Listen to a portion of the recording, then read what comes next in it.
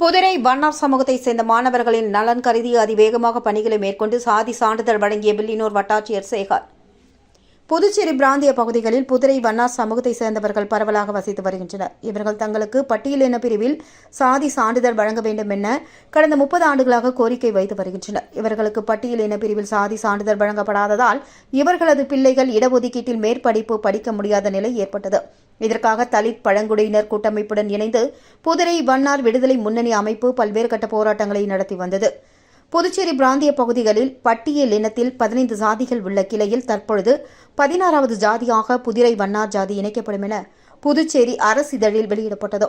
இந்நிலையில் புதுரை வண்ணார் சமூகத்தை சேர்ந்த மாணவர்களுக்கு சாதி சான்றிதழ் வழங்க அந்தந்த தாலுகா அலுவலகங்களில் விண்ணப்பித்திருந்தனர்.